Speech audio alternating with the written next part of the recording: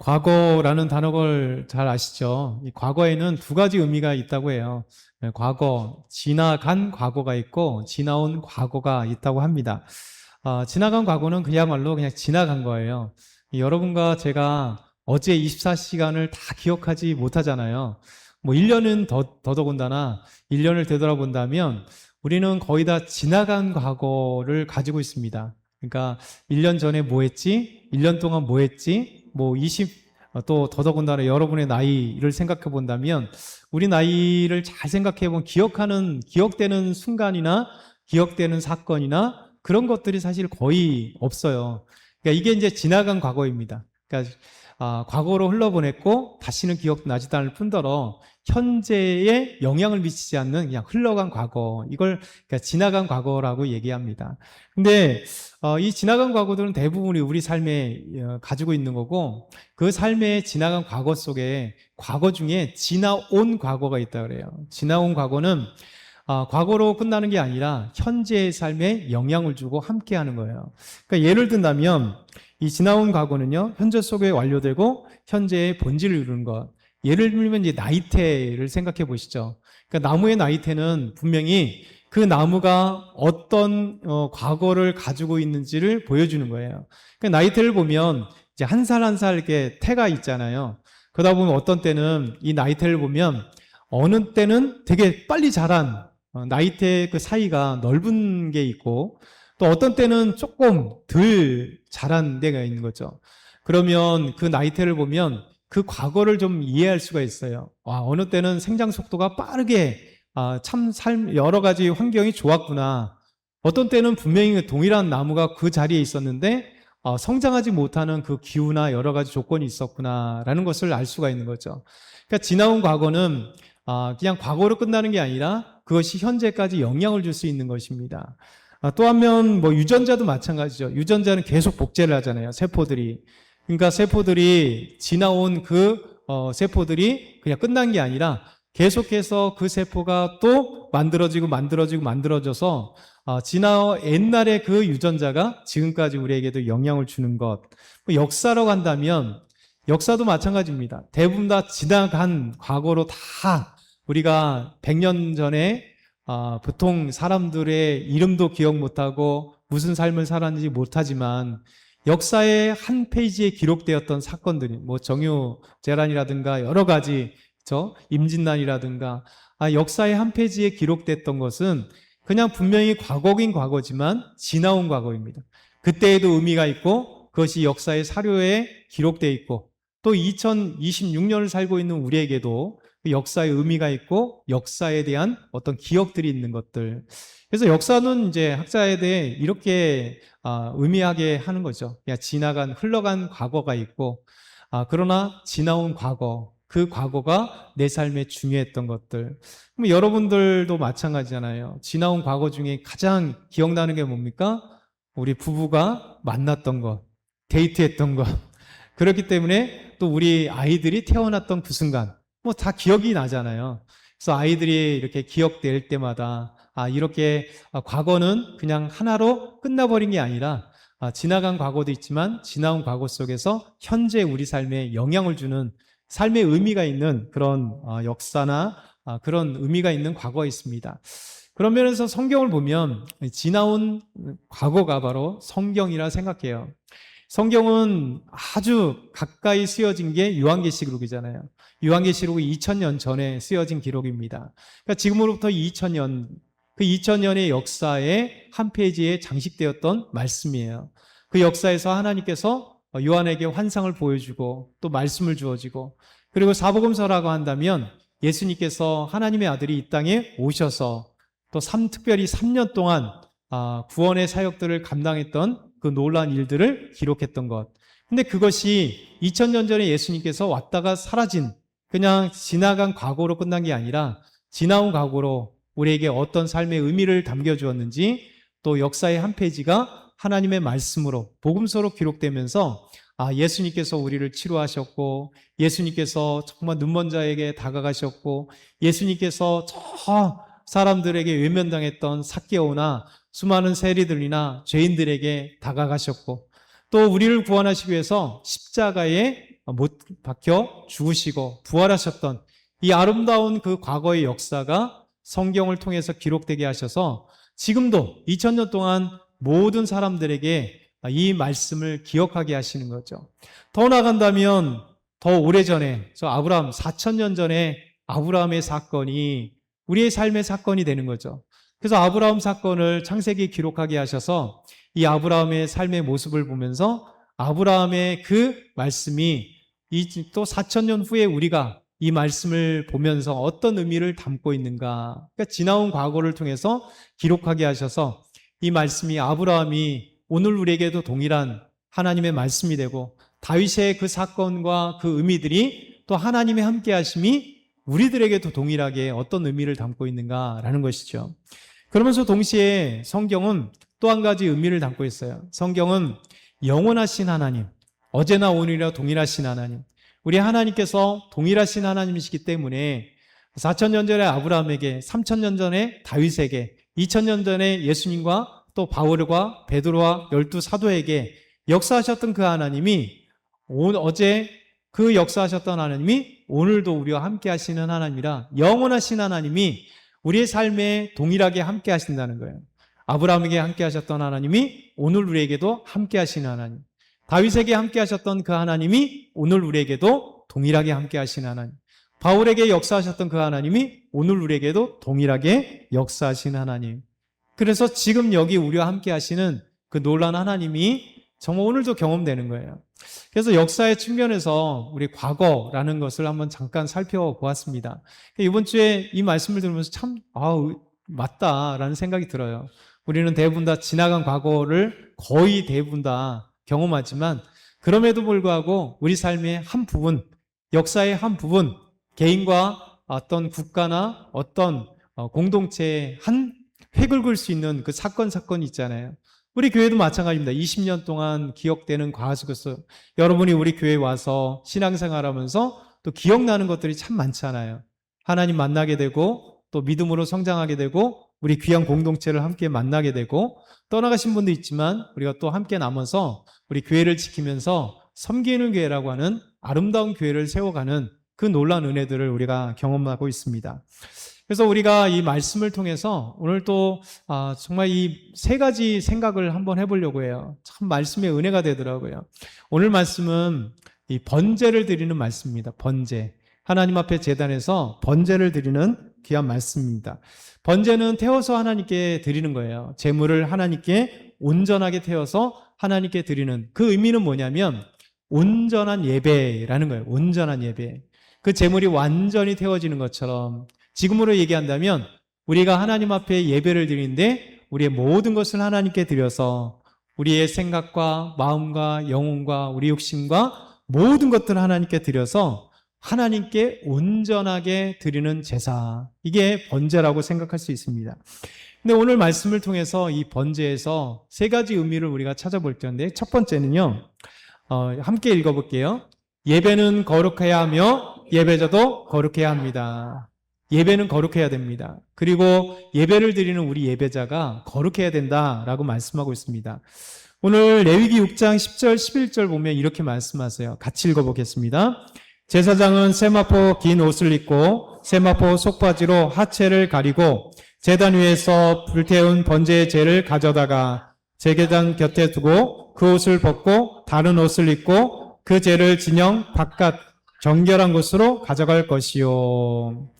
제사장은 하나님 앞에 제사를 드릴 때요, 정결한 세마포 옷을 입어야 됩니다. 세마포 긴 옷을 입고 세마포 속바지로 하체를 드러내지 말라는 겁니다. 왜냐하면 번제단이 있고 이 번제단을 오르기 위해서는 이렇게 경사가 있습니다. 이 경사에 들어갈 때 사람들이 그 속바지에 옛날에는 팬티라는 개념이 없었잖아요. 팬티가 생긴 지는 얼마 되지 않습니다. 팬티 역사는 일본에서 만들어진 거예요. 한 사람이 특허를 낸 거죠. 그전에는 잠깐 가리는 정도의 옷이고 대부분 다 팬티라는 속바지라는 개념이 없었습니다. 그래서 역사에 대부분 다 그냥 겉옷 하나가 있고 그냥 속 안에 하나 입을 정도로 있고 그 속옷이라는 개념이 없었던 거예요. 제사장도 마찬가지입니다.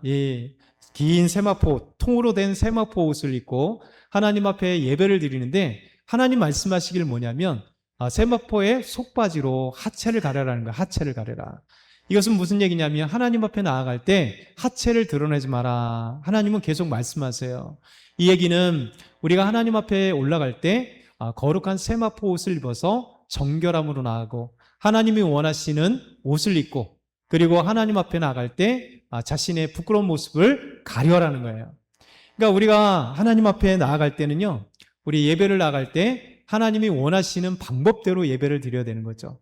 제사장은 하나님 앞에 제사를 드릴 때 세마포 옷이라고 하는 자신을 가리는 이 옷, 그러니까 정결하게 하는 옷을 입으라라고 말씀하고 있는 겁니다.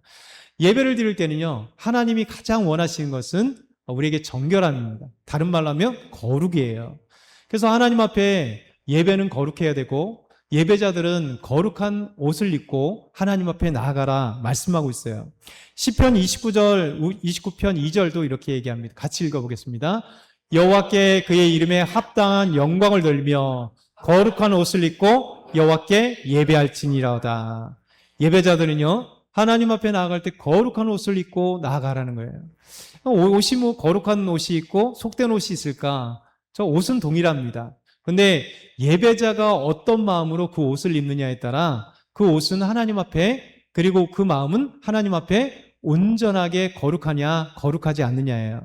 그래서 우리 마음이 중요합니다. 우리 마음이 하나님 앞에 오늘 예배를 드릴 때 여러분 참 나름대로 예쁜 옷들, 좀 멋진 옷들을 입고 오시잖아요.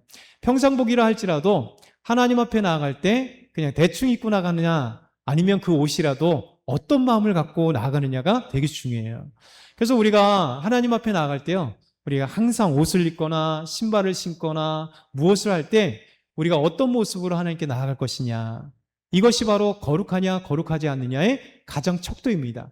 하나님은 우리의 마음 가운데 하나님을 향한 소망하는 마음, 하나님을 귀하게 여기는 마음, 하나님 앞에 진짜 어떤 마음으로 나가느냐에 따라서 그 옷이 제사장이 입은 이 세마포 옷처럼요, 우리의 복장이나 우리의 머리나 우리의 삶의 모든 것들이 하나님 앞에 거룩한 옷이냐, 다른 얘기를 하면 거룩한 마음으로 나아가느냐라고 말씀하고 있는 거죠.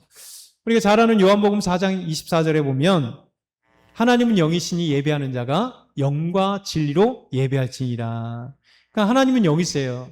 우리 다 알고 계시는 거죠. 그래서 하나님 앞에 나아갈 때요, 우리가 영과 진리로, 그러니까 스피릿, 우리의 영혼을 다해서 우리의 마음을 다해서 하나님 앞에 나아가는 거예요.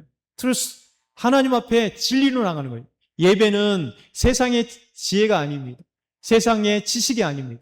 우리가 하나님 앞에 예배를 나갈 때는요, 우리가 예배 때 어떤 말씀이 주어져요? 하나님의 말씀이 주어지고 하나님의 그 진리 안에서 예배를 드리려고 하는 거잖아요.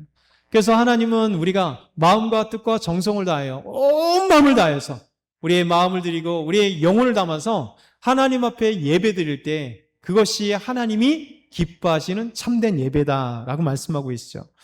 요한계시록 5장에 보면 천상의 예배가 이렇게 나오고 있습니다. 천천히 한번 같이 읽어보겠습니다.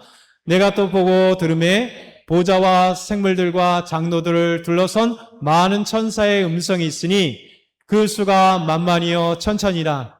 큰 음성으로 이르되 죽임을 당하신 어린 양은 능력과 부와 지혜와 힘과 존귀와 영광과 찬송을 받으시기에 합당하시도다 하더라.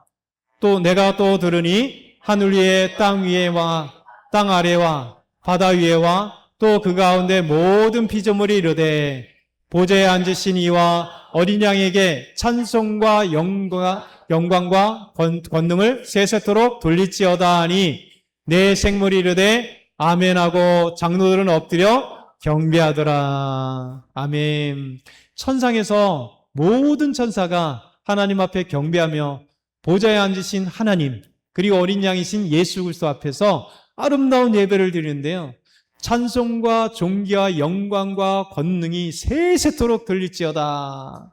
그러면서 아멘 아멘 하면서 24장로를 대표하는 온 이스라엘 백성들과 온 백성들이 하나님 앞에 경배하더라. 이게 천상의 예배예요. 천상의 예배나 이 땅의 예배는 동일합니다. 거룩한 예배로 하나님께 영광과 찬송과 경배를 드리는 아름다운 것이 예배예요. 그러니까 예배의 주인공은 하나님이시잖아요. 예배 주인공 예수 그리스도세요. 그래서 우리가 하나님 앞에 드릴 때 우리의 만족을 위해서 예배 드리는 게 아니고요. 우리의 기쁨을 위해서 어떤 것을 드리는 게 아니고 우리가 무엇인가 마음의 평안을 위해서 드리는 건 아닙니다. 이건 부차적으로 하나님께서 우리에게 예배 가운데 주어지는 은혜예요. 삶에 고통스럽고 힘들 때 하나님이 찾아오셔서 예배 가운데 위로하시고 힘주시는 이것은 하나님이 우리에게 주시는 은혜입니다. 삶에 방황할 때 내가 어떻게 살아가야 될지, 무엇을 선택해야 될지, 어떻게 모를 때 하나님의 지혜 주셔서 우리가 삶을 어떻게 지혜롭게 해결해야 될 건지, 이 문제를 해결할 수 있는 능력도 주시고 또 하나님께서 모든 환경도 바꿔주시는 것, 이것은 하나님께서 우리에게 주어지시는 은혜예요. 은혜 이전에 우리가 온전한 마음으로 하나님께 예배를 드려야 되는 거예요. 예배 가운데 하나님께서 인도하신 점. 그러면 이렇게 한번 질문해 보죠. 그러면 죄인은 예배를 못 드리나요? 그렇죠? 거룩해야 되고 예배자는 거룩해야 되는데 I can't find your Wi-Fi network. 또 You 찾자. can connect to Wi-Fi from your Google Home app under Devices, then Setup. 길게 찾아오셨네요. 하나님의 은혜가 여기에 있습니다. 죄인은 예배를 못 드리나요? 아니죠.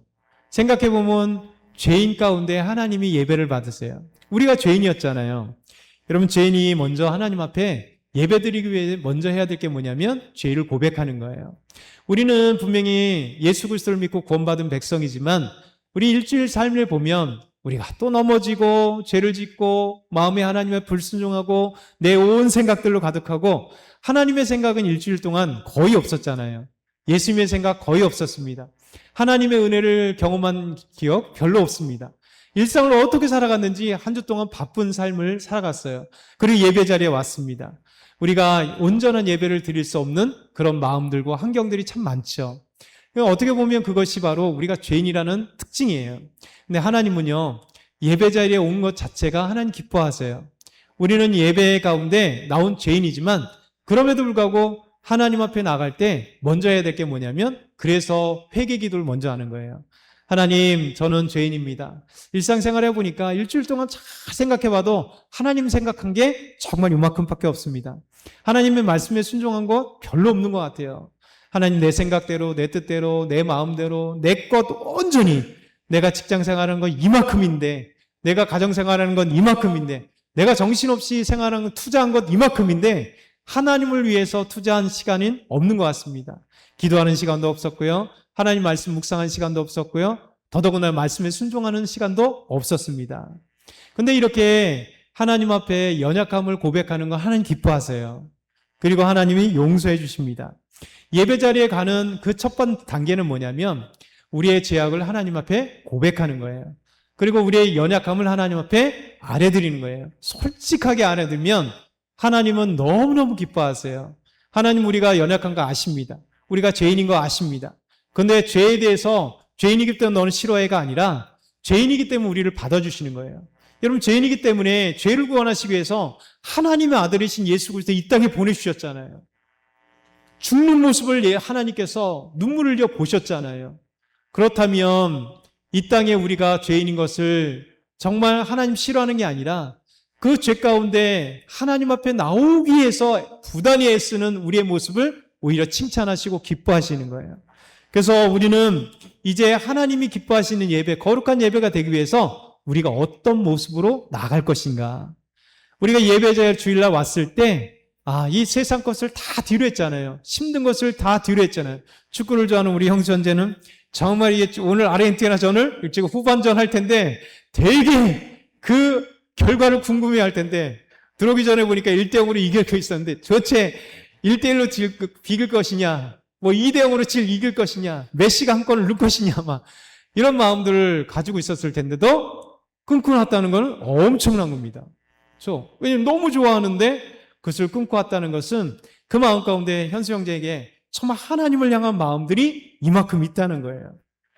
저와 여러분도 마찬가지입니다. 동일한 거예요. 옆에 계신 분, 제가 한번 칭찬해 볼까요? 잘 오셨습니다. 하나님을 사랑하시는 분입니다. 우리 하나님을 사랑하시는 분입니다.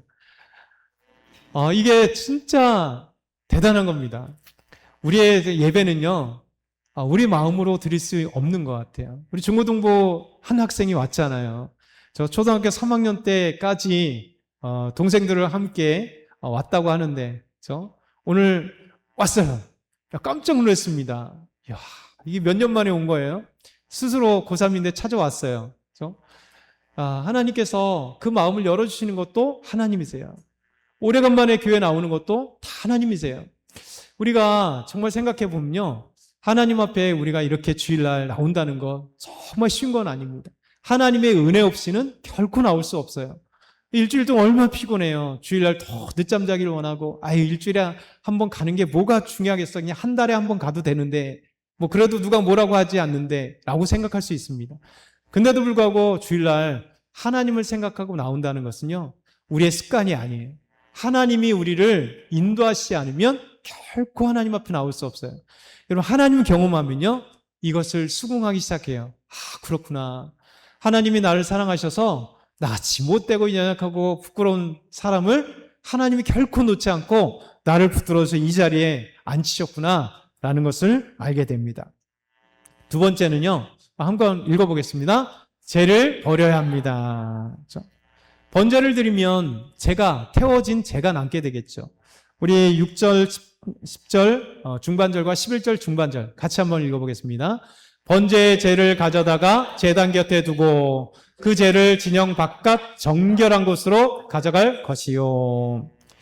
여러분, 혹시 어렸을 때 서울에 사신 분들은 잘 기억이 없을 수 있겠는데, 혹시 시골에 사신 분들은 아마 기억이 있을 수 있겠습니다. 여러분들이 이제 생활 형편에 따라 다르기 때문에, 저의 경우 같은 경우는 초등학교, 중학교, 고등학교 한 1학년 때까지 저희 집이 아궁이에서 불을 뗐어요. 그러니까 연탄이 없었습니다. 연탄 들어온 게 고등학교 1학년쯤 된 것 같아요. 그래서 초등학교, 중학교 때 아버님이 이제 초등학교 2학년 때 소천하시니까 이제 초등학교 때부터 이제 형들과 함께 겨울이면 이제 가을, 늦가을부터는 추워지잖아요. 그러면 이제 아궁이에 불을 떼야 되기 때문에 이제 산을 돌아다녀야 됩니다.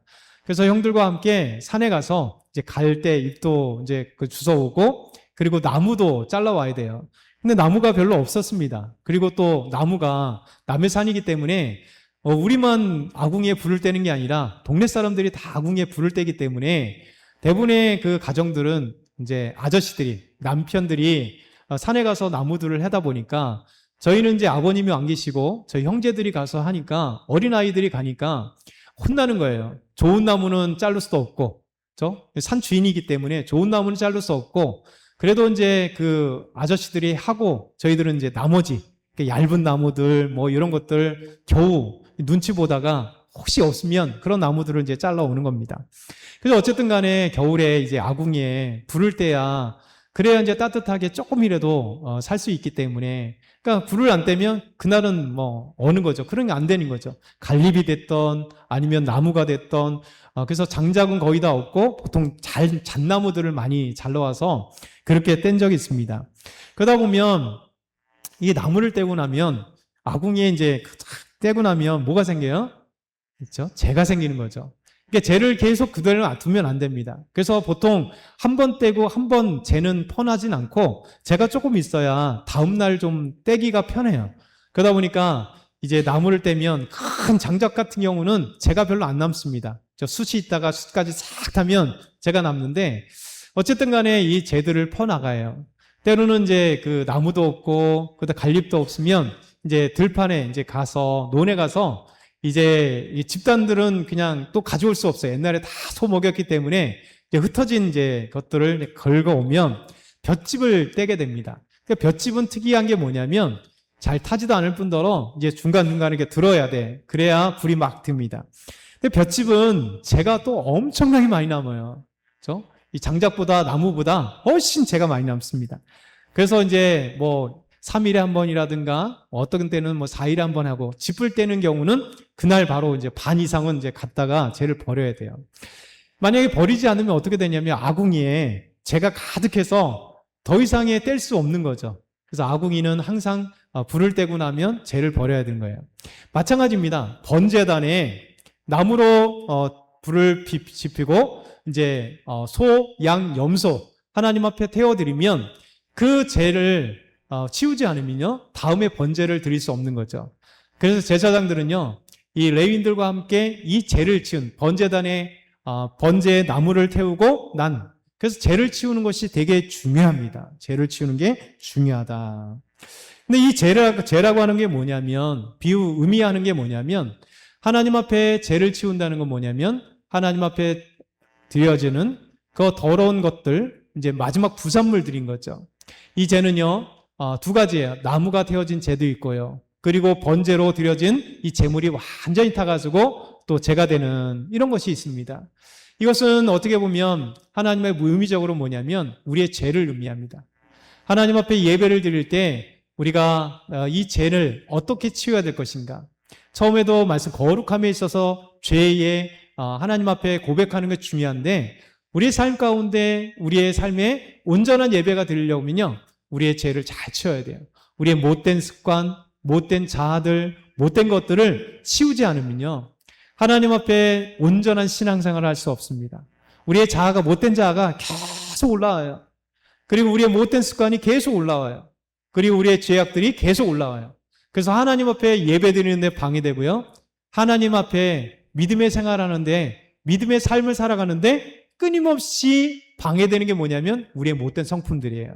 끊임없이 오는 이 유혹되는 거짓됨, 내 자아, 하나님의 말씀에 불순종하고 나가려고 하는 이 사단의 유혹이 우리의 마음 가운데 오면요. 계속해서 하나님 앞에 예배드리고 신앙생활하는 저해가 되는 이 죄들을 우리가 끊임없이 치워야 돼요. 이 죄들을 끊임없이 치우지 않으면요. 우리를 정결하게 하지 않으면 하나님 앞에 예배드릴 좋은 이 모양과 그 습관과 그 내용들로 바꿔가지 않으면 내 삶의 어떤 습관들을 죄를 치워서 하나님이 원하시는 그런 방법과 습관대로 바꾸지 않으면요. 이 죄는요. 끊임없이 쌓여서 나중에 하나님 앞에 믿음 생활하지 못하게 만드는 그런 무서운 죄가 되는 거예요. 그 하나님 앞에 제사를 예배를 드리지 못하는 무서운 이 죄가 되는 거예요. 그러니까 이 죄는요. 빨리 치워야 돼요. 그래서 하나님 앞에 방해되는 모든 것들이 죄입니다. 죄. 그래서 하나님 앞에 나아가는 것. 마지막으로는요. 같이 한번 읽어보겠습니다. 제단의 불을 끄지 말아야 합니다. 레위기 6장 9절 중반절 같이 읽겠습니다. 번제물은 아침까지 제단 위에 있는 석쇠 위에 두고 제단의 불이 그 위에서 꺼지지 않게 할 것이요. 또 6장 12절 13절 같이 읽겠습니다. 제단 위에 불은 항상 피어 꺼지지 않게 할지니 제사장은 아침마다 나무를 그 위에서 태우고 번제물을 그 위에 벌려놓고 화목제의 기름을 그 위에서 불사를 치며 불은 끊임없이 꺼지지 않게 할지니라. 아멘. 그럼 당연히 제단 위에서 번제물을 태우기 위해서는 나무에 불을 놓고 그 불이 꺼지지 않아야 되잖아요.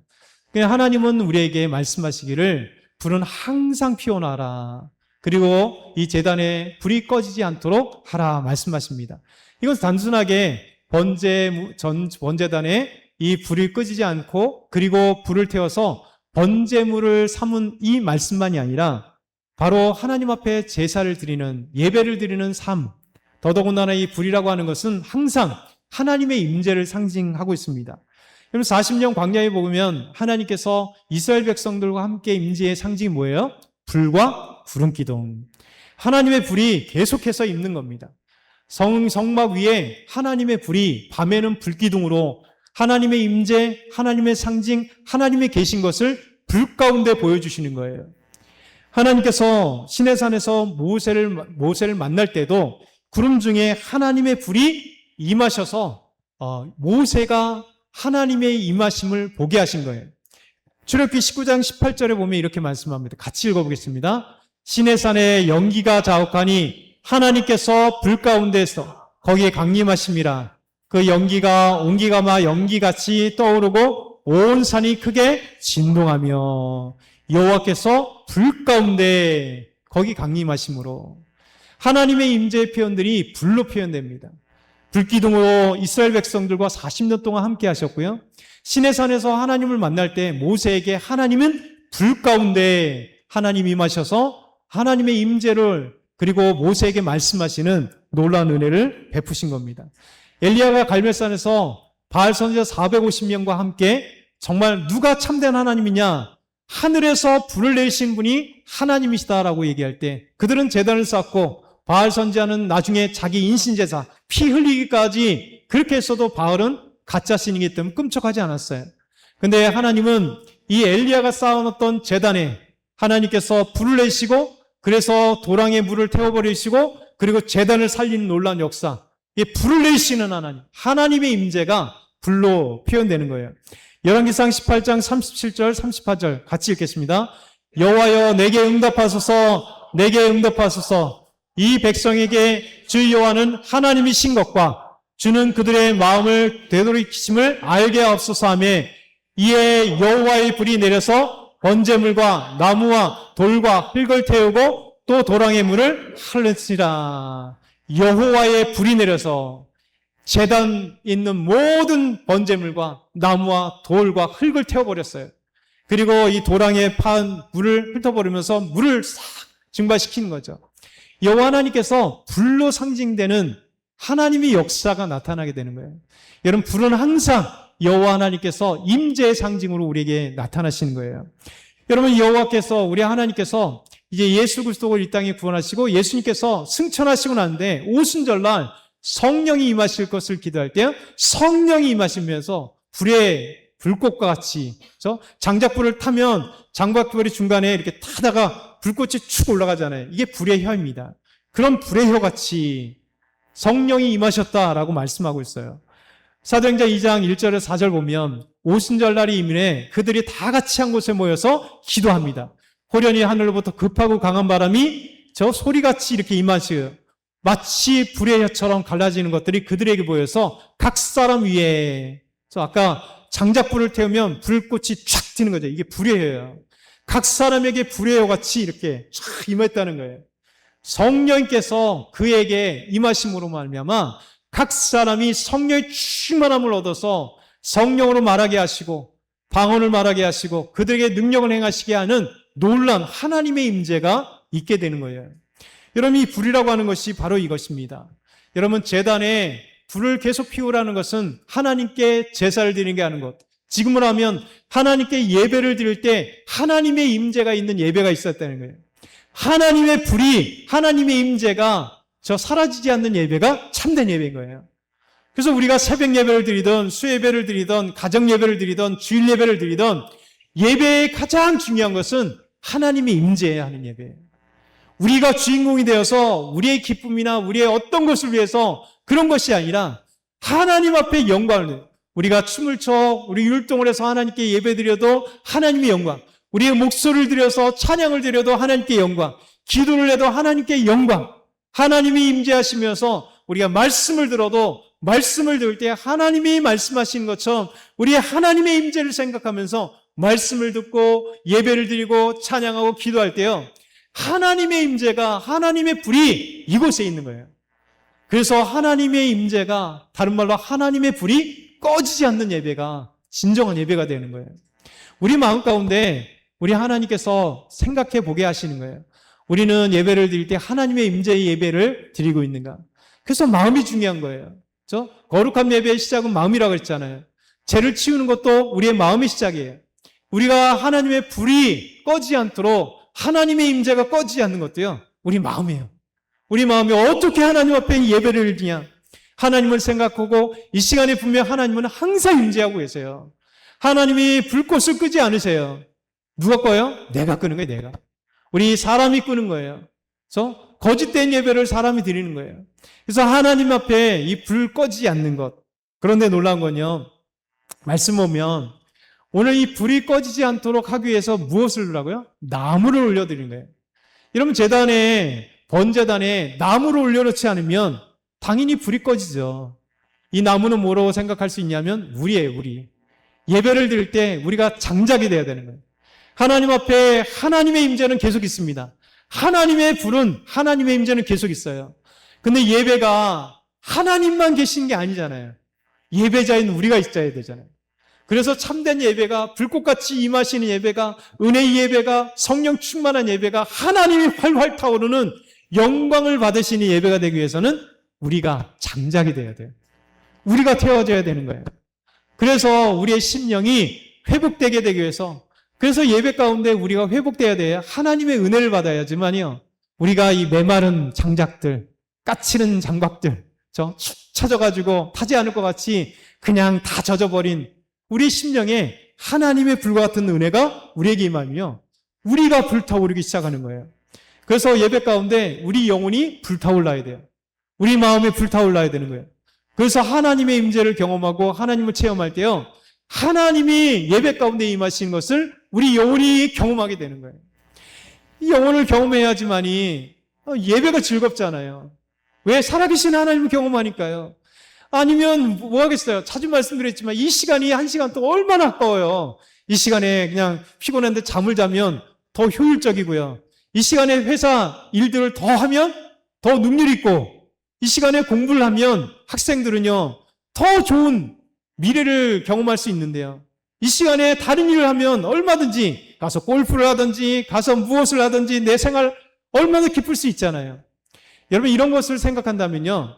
우리가 예배 가운데 하나님을 만나는 사람과 만나지 않는 사람의 차이점이 여기 있는 거예요. 그래서 우리가요. 하나님 앞에 우리를 드리는 삶의 모습에 대해서 하나님은 불이세요. 언제든지 임재하세요. 그 불이 나를 태워야 돼요. 그러면 내가 하나님 앞에 드려져야 돼요.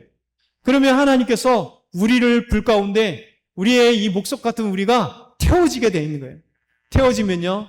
우리가 엄청난 하나님을 경험하게 되는 거예요. 저와 여러분이 이 말씀을 오늘 기억했으면 좋겠어요.